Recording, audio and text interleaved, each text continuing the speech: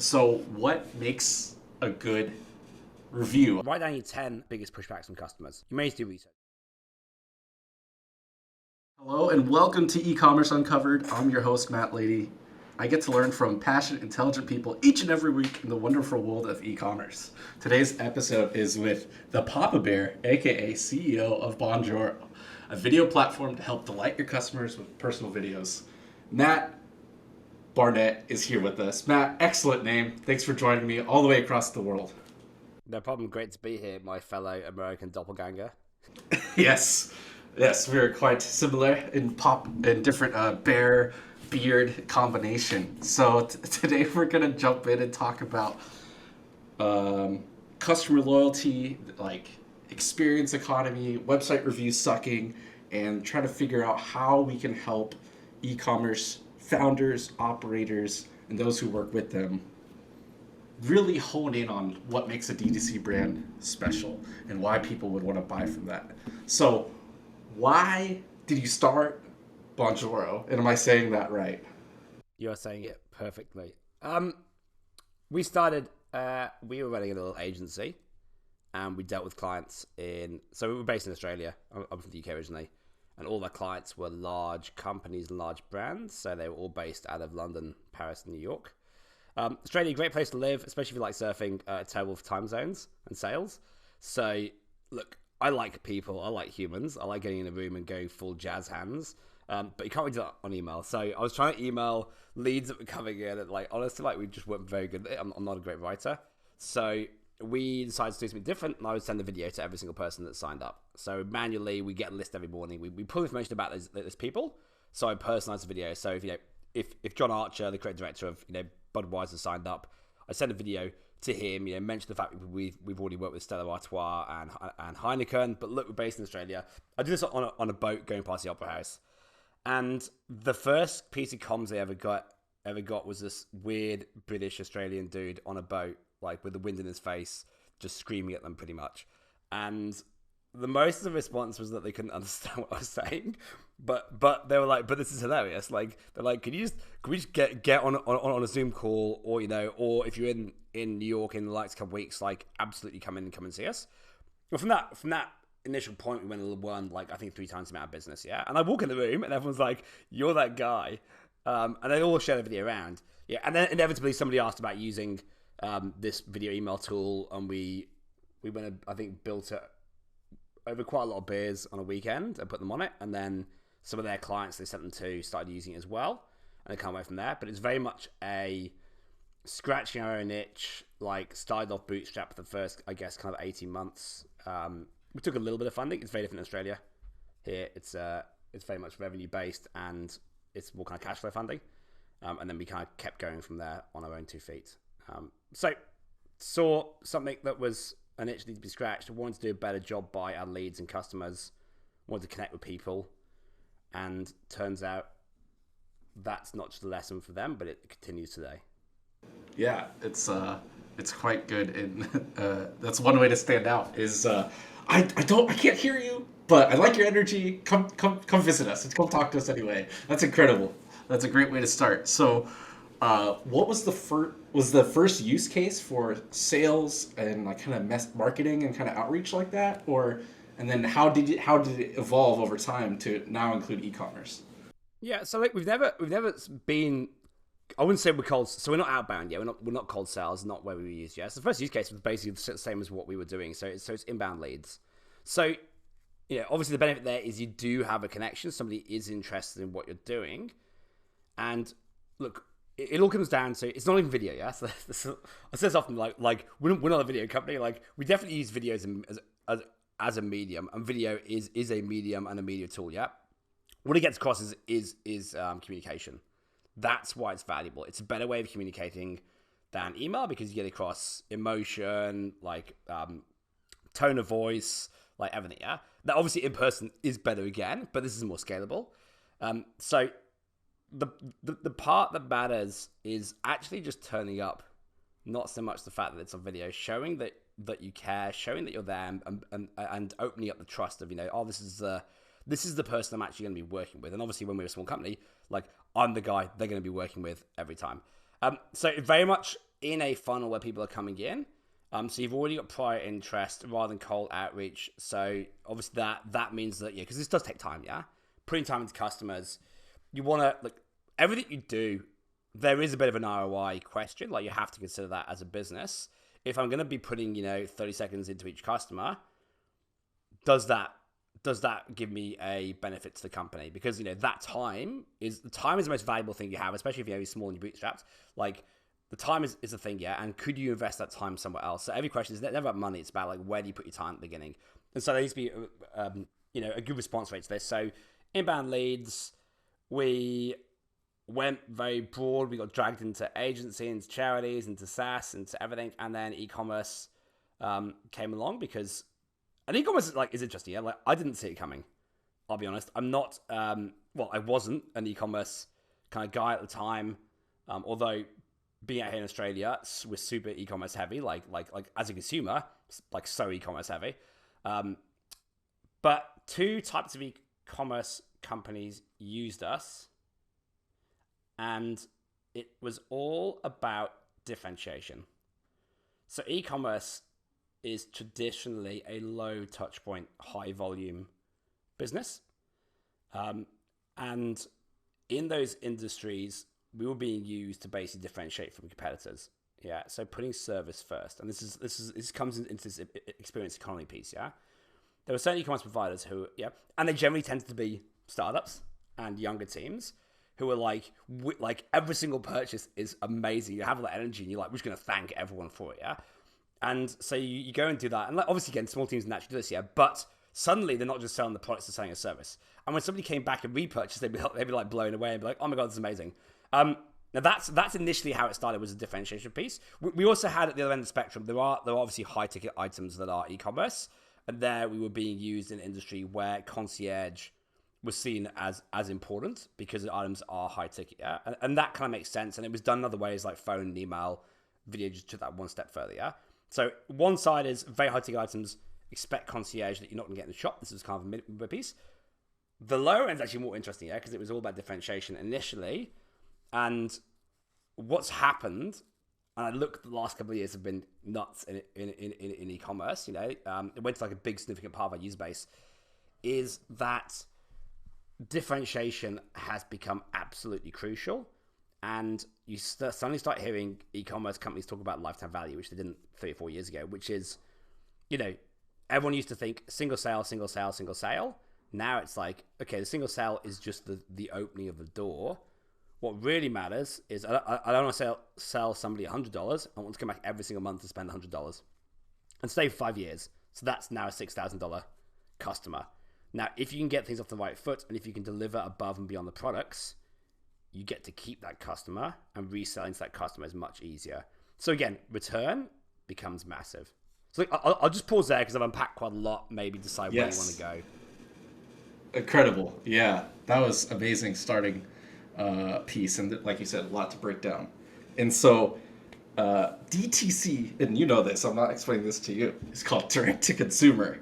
And so when you're a founder, someone's buying directly from you, and if you have that 30 seconds to put back into this person who just spent their money with you instead of a big corporation, and you mentioned instead of just $100 one time, what if it's $100 per month for 5 years? That 30 seconds might help you get to that $6,000. And that's where DTC founders and operators and the people who work in these brands, it's just so that 5 minutes a day of doing that for a few random customers, loyal customers, can make a huge world of difference. Especially like you said, last couple of years. Things gotten crazy. People are buying more online. And there's so many bad actors on the online space, either from Amazon sellers or just drop shipping, and your order takes 3 months to get there and you don't know who it is and all this stuff.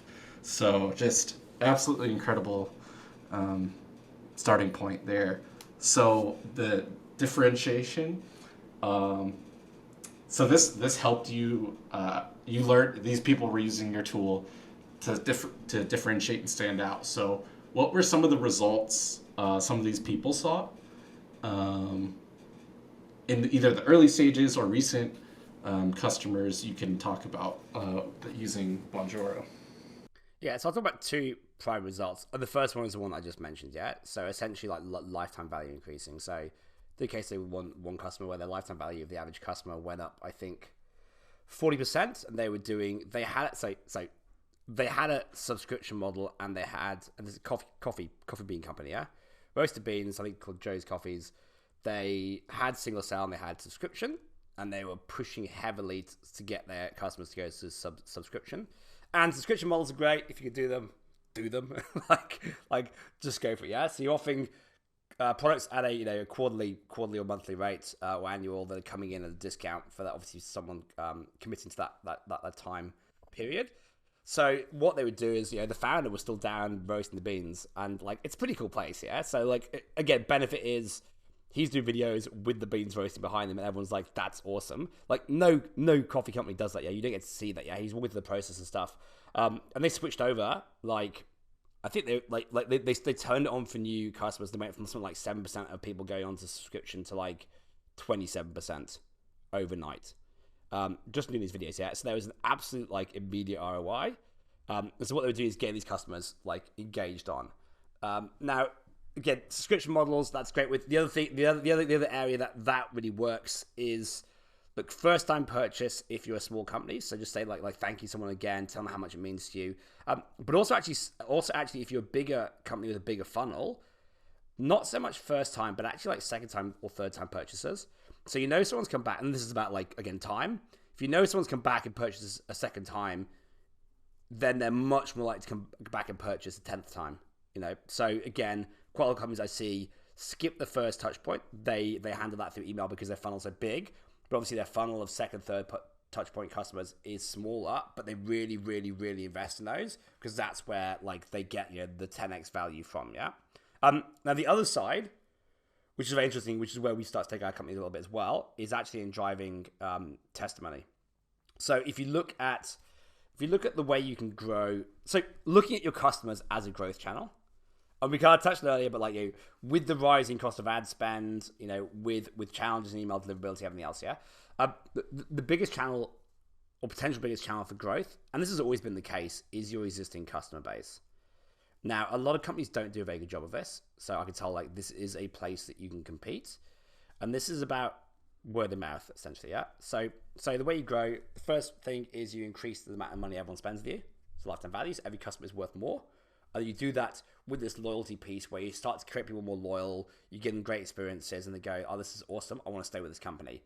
Now the other side is that once they're committed to you and they purchased a couple of times, you then reach out and say, "Hey, testimonials, reviews mean absolutely the world to us. Would you mind leaving us one? And thanks for the 5th purchase, Dan. Like, you've been with us a while now, yada, yada. Here's my dog. And here's a link to go and leave that review." Now obviously, reviews are important. We have lots of automated systems that do this. But again, if you turn up and ask for a review, you're going to get one. Like, every time. People don't say no to that. It's much harder to say no to a very instant email. So obviously, if you get people to start to leave, and we'll talk about like how you get great reviews and stuff. If you start to get people to leave reviews on pick a platform that works for you, just build one at a time, and they're not just good reviews, they're absolutely stellar, because if you take the time to ask someone, the review they leave is going to be 5x. Then what that does, and depending how you distribute that and depending how you use that, it starts to generate net new customers. So you've got more value, more money from each customer, and then now you're starting to get your customers to push other customers into your funnel. Now, in the early days, this will take a while to get this flywheel going because you're small, yeah? But like, focus on it then, because if you can work out operationally how to make the most out of it, yeah? And this is all about, when you have a funnel, you're looking to try and like increase every level of that, yeah? So how do we increase conversions? How do we increase this? Like, this is a funnel, treat that way. If you can start to like really get this to work well, as you start to grow, this becomes a flywheel that ultimately will take over and will grow faster than any single ad, any piece of SEO content you could possibly do. Because, and like, you'll hear about this in the startup world, but like, there's a thing called like the K factor or the viral factor, which is if every customer you have can get you one more customer, then essentially the business grows itself. Or every customer you have gets two. Now, what happens in reality is that one customer gets you nothing, well, 5 customers do nothing, but then 1 customer goes and gets you 30 customers. So that's what you're looking for. You're actually looking for these individuals that really take off. So again, more value, get the flywheel going, create loyalty, ask for something back, and that's essentially like the mechanism to turn your customers into a growth channel. Yeah. Okay. So you're telling me, Matt, again, amazing, great name, Matt, stellar. You're telling me if I give more to someone that just bought from me, that they're gonna give more back? You're telling me that it's a mutually beneficial relationship? Is that what you're telling me? I mean, it's literally called the law of reciprocation. So yes. Yes, yes, good. Okay, cool. I just really want to spell it out for everyone. That's just like, it's so can be so common sense, but it might be overlooked because you're thinking business and funnels and emails and ad platforms and all these different things. We just forget it's human to human. Even though they're buying from your brand, you human are giving them a product so they as another human can use it in their life and benefit, or they can enjoy it in some way. So I'm really glad you mentioned that, and I just wanted to double down on that point. And so it's really interesting that the video reviews part is, you mentioned some people, that's how you stand out compared to email. People are almost getting used to that. Oh, okay, I just got my package a few days later. Review, like check out, like leave a review, leave a star rating, whatever. But if, like you said, if you upfront that time and that energy to make them feel special and good, especially if founders are going to push back saying, oh, I don't have time to say it for every single customer. You're saying, like, you don't need to do it for every first-time customer. You could do it as you grow. You could just do that second, third, and fourth purchasers, and then really call that out and make them feel extra special, rather than, oh yeah, thanks for your first purchase, we appreciate it. It's like, oh, welcome back for your fourth purchase, like, whatever, like getting real specific like that is really neat, and I think I'm really glad you mentioned that. I think that's a really good way to, yeah. And those second or third posts, I mean, again, when you look at reviews, I mean, maybe kind of segue into this, yeah, like how do you get great reviews? Yeah, there's two things about it. One is like the actual medium that people use, so text versus video versus multimedia, imagery and everything else, yeah. And there's actually like the content itself, and there's also like how do you get the best of that content, yeah. So how do you up the quality? So content side, like I think you need to have different types of content here. So I think in some formats, like text absolutely works. Like it's great. Like you can scroll through like bunches of of Trustpilot reviews pretty quickly. Yeah, like the star ratings, like very recognized. It's good. I think then what you want to do, especially if you have more complex products or new products, I think you want to go in all in and have some like stellar reviews or case studies. And here you do definitely want to get a video element if you can. If you can't get like great imagery, like we actually just built a tool. We launched it. It's still on beta right now. Because our first company was a research company where we did basically video research by questionnaire. So we've interviewed like millions of people. So we thought we'd do one for the consumer side. So we basically built a questionnaire system that goes out, gets you to collect reviews in text or video, high quality reviews, and then we also pull in all the assets as well. So pull in like images of customers, like social media links, all that kind of stuff. Yeah, so it pre-populates and you can share that out. Have a mix of content because some people want to read, some people want to look. I'm a creative. I'm going to watch a video. I'm not going to read a text block. My CMO is a writer. He will read a text block before he ever watches a video. So you're trying to appeal to different people here. Different formats too. Some stuff will work on certain social channels better than others. Some things might work on your website or mobile better than others. So you want to have different assets to show off. With video, I am biased, but it is super engaging. You don't even need to get people to get that detailed. If someone's really excited about what you do, if someone's going, this is amazing, or doing unboxing, or just really happy, and this is about timing, yeah, like it is extremely powerful. It is harder to get. Now, the way you get there is by asking the right questions, and so that people will respond in the right way and setting up the right instructions. But the most important thing you can do before you can get to that is about timing and the right people to ask. So, if someone's had a bad experience, don't ask them for a review. like people who review you would be like good or bad, yeah? And you can't please every customer. Things will go wrong. Like, this is fine. Look, a little bit of bad reviews isn't bad. Like as we all know, You don't want to have 5 stars on everything because it kind of looks fake. You want to have a few 3, 2-star, 4 stars, mixed in there, but overall you want to get 4.8 and above. So like it's not fine, but you'll get those anyway. You don't need to chase those. What you want to do is promote great reviews. And so some examples of when I say timing here are second or third purchasers. They're coming back. You know they like you. Absolutely. Maybe you give them a little discount when you ask for a review or something like how we do that. Yeah. But if you're going for those customers, they're already committed. So your chances of getting a great review, and you specifically want to ask them, why do you keep coming back? And have them answer that question. That's your review. Oh, I keep coming back because I just can't find anything better anywhere else. Or the price is amazing, or the delivery is amazing, or the service is amazing.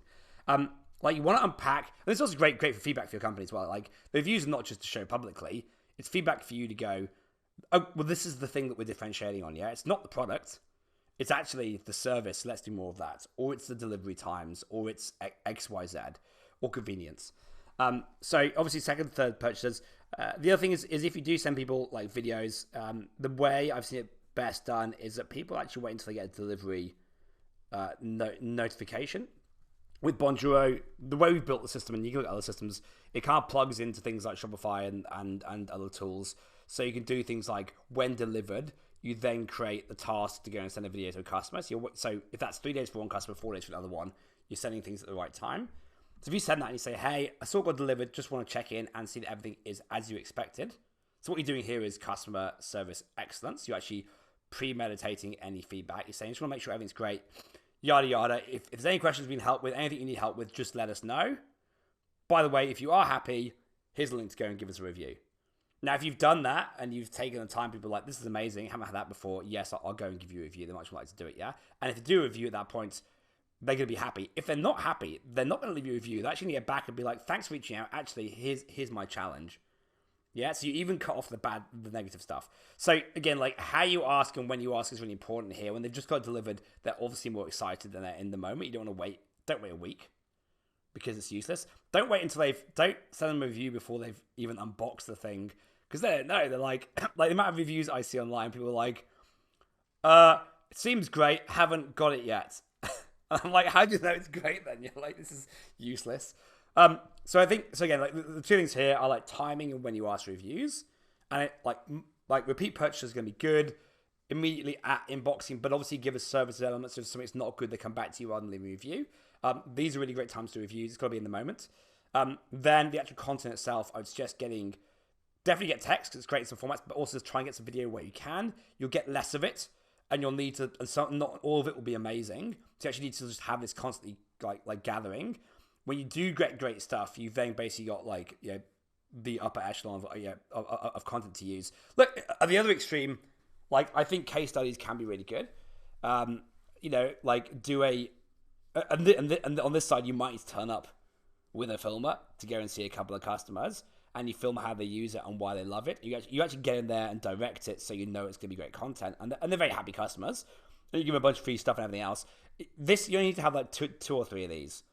And this is done in every business very well, except e-commerce. E-commerce doesn't really do this piece. Like, why would I have a case study on the product? That's about like you want to get in and unpack the lives and be like, this is where it's useful. Show the kind of customer, because you want your customers to watch it and be like, that customer's like me. I would also like that. And when you have high quality content at that extreme and you show the breadth, that it also gives an impression of like that your company is legit and it's high quality. Some people do this very well. Like I see this done more on things like Etsy, I think has quite a good attitude around this. Things like Kickstarter, which I know is not direct e-commerce, but it kind of is, yeah. And obviously it's very marketing heavy. A lot of this stuff is done on Kickstarter, and I think your traditional e-commerce companies can learn a lot from that, because Kickstarter is all about generating word of mouth and early sales. It's a marketing platform. If you can do what they do, like you're doing good marketing and it's not paid. Yeah. Yep. Yeah, that's incredible. Oh, that's awesome. Okay. A couple things to hone in on and pull out. Founders, there's a bunch of tweets, there's a bunch of posts and content about talk to your customers, and like this is one way of talking to them and actually listening to them and making sure you're asking that question of, oh, why do you keep coming back? Like you said to those people that do keep repurchasing. Why do you keep coming back? Oh, I keep coming back because X, Y, and Z, like you said. Like, that's incredible feedback that you wouldn't have gotten, that you may not have gotten. And now you can take that, you can put that in your emails, you can put that in organic posts, you can put that in ad copy, and actually using the customer's words to market your business for you is just really good. It's like so essential. You think you know what your brand means to people, but this way, and especially with video, it lets you listen and see them, and you can see why they're excited or see why they're disappointed, like you said. So you might have a chance to turn it around and, oh yeah, we didn't include one of your products that you ordered. That's totally our fault. We'll express ship that out to you, whatever. That gives you a chance to save the sale, save that loyal customer. So that's amazing. So um, one thing to keep going off of that was in terms of the case studies and doubling down on the top customers. Like you said, every single review, they're not all weighted the same. Some text-based ones, videos, they get all differing in quality. So what makes a good review? I know you said timing, and I know you said being specific, but what else can we do to help people get even better reviews? Yeah. So like write down write down your 10 biggest pushbacks from customers. You may need to do research for this if you haven't got it already. Yeah. So go and talk to a bunch of customers, a bunch of potential customers. Find out what your 10 biggest pushbacks are. You know, does it come in green? Does it work underwater? You know, what's the warranty? Like, what are these things? Yeah. Find those out, and then go and get a bunch of reviews to address all of it. And the might like, I say 10, 3 or 5, maybe that's it. Yeah. And just focus every single review on those things. Nothing else. To be absolutely honest, yeah. Like reviews which are like great product, 5 stars.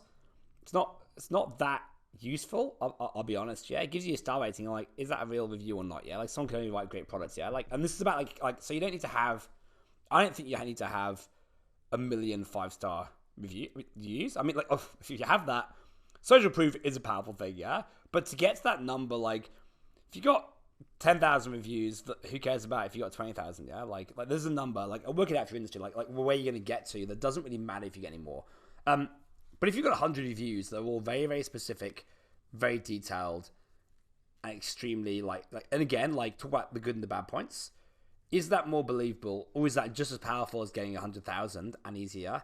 Like, absolutely, yeah. I mean, when you're in your company, you don't need to have that many. Yeah, it's not about a numbers piece. Yeah, like people very, very quickly loot like 10 reviews, 20 reviews, 100 reviews. Like there's a point when people don't care anymore. So find out your biggest pushbacks, your biggest points of contention, the questions that your leads are going to be asking without talking to you, and address all of those. So if it's price, yeah, people ask about price. They're like, it's more expensive than the competitors. When you can be able to buy it, ask them why were you willing to spend more with us than with, and name the competitor, and they'll go, I was willing to spend more with with Gillette versus Unilever because of X, Y, Z, and then name the competitor, and they say why they're more willing to spend money on you than that competitor, because your leads are going to be going, am I going to buy this from this company or this from this company? Yeah, just like approach it head on. Don't be shy, because again, when you've got someone who's purchased you, they might know that. Obviously, if they come back and they go, oh, what? So and someone's cheap. I didn't know that. Just don't use that review. Like, but by curate, and there's different types of reviews again, like Trustpilot, anonymous, people can go up, put their reviews down, let that come in, that's fine, yeah? But where you have curated reviews, which are the ones that you are collecting, you can choose to use some and choose to not use others, yeah? The point here is it's more about, like, addressing those concerns. Then, when you've got these, display these prominently on your site, yeah? So have, again, the ones people are used to seeing. But really, as a consumer, I'm not specifically looking for Trustpilot, yeah? Like, I might type into Google, and I might go and look at productreviews.com and things online for, like, bigger purchases. But really, if I get there and there's a bunch of testimony and it's real, people like with that product, like that's going to sway me as well. Yeah. If a small product where it's unknown, that's really going to work. So I think curate reviews, go after the pain points. You don't need to have even hundreds. Like 10 of these is great. If you can get it in video, it's really good because that goes above and beyond. I think you'll see things like video and media like become more and more prevalent. Obviously, a bit of a rise of influencers as well. Hate them or love them. But essentially, everyone can be a micro-influencer. Like any of your customers can be a micro-influencer. So think about that. Yep, it's more believable when you see some, like you mentioned, like when you see someone that looks like you, when it's more your age, your background, whatever it is. You're like, oh yeah, other people like me use this product. This is for me. And pulling out those the objections tip was amazing. Just like get your top objections, frequently asked questions, and have you had customers like put in, instead of just like reviews at the bottom of the product page, like scroll all the way down. There's always the review section. Do people actually put their video reviews of like infrequently asked questions or like in abandoned cart sequences or welcome series of like, oh, they haven't bought yet, but then you're kind of leading them down to that purchase? Like, have you seen people use video testimonials in that way? Look, I think on abandoned cart specifically. So look, there's a balance here, right? Yeah, and I'm a funnel and data guy. Yeah, I am a very big proponent. I'm a designer of like keep people focused on the task at hand. I think if you're going to use reviews there, yes, but do it in text. I'd actually say, yeah. So I think still ask questions. So approach it in the exact same way. But you want something that can be consumed very easily. So if they're at abandoned cart or they're at checkout and you want to put something there, the top 3 pushbacks give three quick reviews someone can look at without getting too distracted. The problem with videos is that like you have to go and watch it and it's time. I think at certain points in your funnel, you actually want to minimize time spent so that you get to the action. That said, with all these things, you can test because I can also be wrong, yeah. And people's funnels are different, so I think with this thing, you like literally A/B test it. Or if you can't do A/B testing, like test one for a week, then test another one for a week, and see if you get a measurable difference. I'm not going to go into what a measurable difference is, but like make sure it's like significant.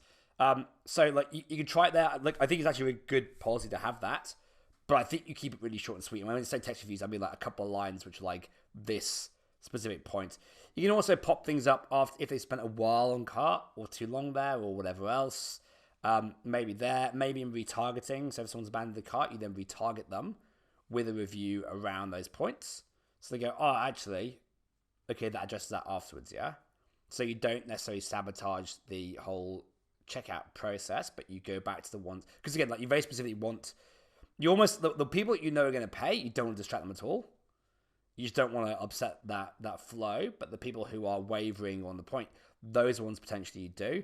And the challenge for you is how do you decide which is which? Again, is it time? Do you wait until they've gone off the page? Is it retargeting? Like a customer that goes away is not necessarily, well, a lead that goes away is not necessarily a lost lead. Like if we look at we're looking at our funnel, 50% of our conversions any month for us are people who signed up more than 90 days ago. Like 20% of our first time conversions every month are people who signed up for us over a year ago. So what happens is that we keep that funnel alive, and as we build the product and change or release new products, which you will be doing, or as we come up on a different area, or they hear about us from somewhere else, those customers come back in, retry, and they're like, oh, this is different to what I remembered. It's not the same product, and then they come in and they purchase. So again, all your abandoned cart people, keep those like secure, because again, they showed interest and they might not buy this product, but they might buy your next product next year. And that's where you might send out the reviews or whatever else. Yeah. Again, cool. I kind of went off the road there into looking at past leads, but yeah. Yeah. Oh, that's great. And there's incredible stats you mentioned there of like after 90 days, after a year, product updates, new SKUs, e-commerce stores where you're probably launching more products, you're updating them. You can take those feedback and literally just show them like, oh yeah, we updated this part now, and then like, oh well, that was what was holding me up. They have the color green now. Sweet. Like now it'll match. So that's awesome. So I kind of want to start landing the plane, kind of bringing it in. There was okay. So we've talked a lot about different use cases, the investment, the ROI, what's important, how to get reviews. Let's try to like wrap up and summarize and like kind of starting points. If I'm a brand founder, I just heard Matt and Matt talk about this and they sound excited and it sounds cool. Like where do I start? What's like the first step, and how do I slowly build out this program, and how do I use these tools so it's manageable and it's an actual impact? Because I'm already pulled in 18 different directions. So I think first of all, just a bit of a headset. Start to think in terms of long-term loyalty when you think about this. Yeah, like loyalty is and I don't mean discounts or rewards cards. Yeah, I mean like actual loyalty. People talking about you coming back. Yeah, start thinking about that in terms of like a mindset in how you approach the customer journey. And this is about the experience, and this will help you, and this will make you make better decisions on experiences. What you want to ensure is that the first time experience for any customer is amazing. Yeah, go sign up for your competitors' products, go buy them, look at their experience, and make yours 10 times better. Like, you want to make sure this is, like, again, like, I don't care if you're e-commerce, or you're like, oh, I'm not SaaS, I'm e-commerce. Make it amazing, make it something to write about, yeah? Like, you want a good case study, like, this has been done for 20 years, go look at Zappos. I mean, yeah, everyone knows, yeah? Read In Pursuit of Happiness by Zappos. Like, this works. First impressions, amazing. Do that with video messaging. Do it with other mechanisms. Go research. Like, there's different things you can do here. But do something personalized and do something, like, unexpected. Second step. Anyone who comes back 2 or 3 times, look after them even more. Yeah, because, they are your long-term customers. Yeah, and they are more likely to come back and purchase 10 times. And they're more likely to go and tell their friends and their family to also go and purchase, okay? Like, these are what we call super fans. This is an indicator this person is going to become a super fan, and they're going to stick around for life. So invest doubly hard in those. Like don't go, we've done the first thing, we'll give up now. Go deeper, yeah? Go deeper in those.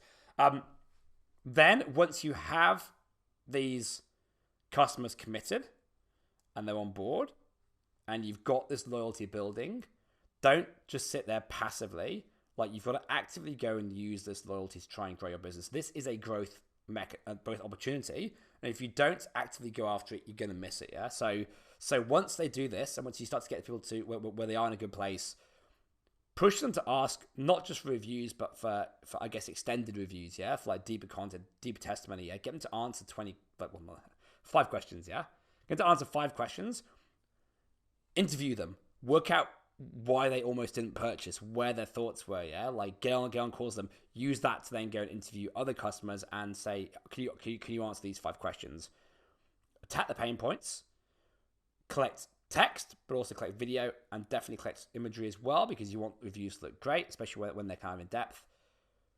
On your site, have Trustpilot, whatever it is you need to have, but also have 10, 20 of these, I guess, higher profile reviews of customers that really go in. Selfie filmed on phone is awesome because it's very believable. At some point in the business's trajectory, go out and film a couple of customers and do something a bit more, like get a creative team involved. If you want to go and collect like self videos and that kind of stuff, you can use something like Bonjoro, like we have a tool in there. There's other tools out there, but get up these pieces, and that's your kind of starting point. Now, from there, go back to this first point, which is look at things through a lens of loyalty. Start to think about other things you can do to stand out and to service your customers. Look at how people behave on Etsy. Look at how people behave on Kickstarter. Yeah, like if you could do Kickstarter for if you could have that attitude for every single product every single day forever, like, you're $1 billion business. Yeah. Now companies don't. Yeah, they kind of do like the big launch and they kind of just turn to like a normal company. But like, always be using your customers to market, but you be proactive, push them, use them, research with them, get loyalty. And then, yeah, read Delivering Happiness. It's an awesome book. Awesome. That's incredible. That's amazing wrapping up and breaking it down and putting it all together for us, Matt. So, Papa Bear, where can people find you if they want to learn more about you, they have any questions for you, or want to learn more about Bonjoro? Yep, head to LinkedIn. I'm on there. That's my social channel. If you type in Papa Bear, I think there's like two of us. I'm the guy in the bear suit. Please do reach out, connect. Any questions, ask me. I asked a lot of founders for help. I still do today because I don't have all the answers. So I'll help if I can, or point you in the direction if I can't. If you'd like to try video messaging, or you'd like to try collecting video testimonials, do check out bonjoro.com. It's completely free. There's free versions, there's free trials. www.bonjoro.com. Have some fun with it and let us know how it goes. Amazing. Thanks so much, Matt. Really appreciate your time. And everyone else, thanks for listening. I will catch you on the next episode.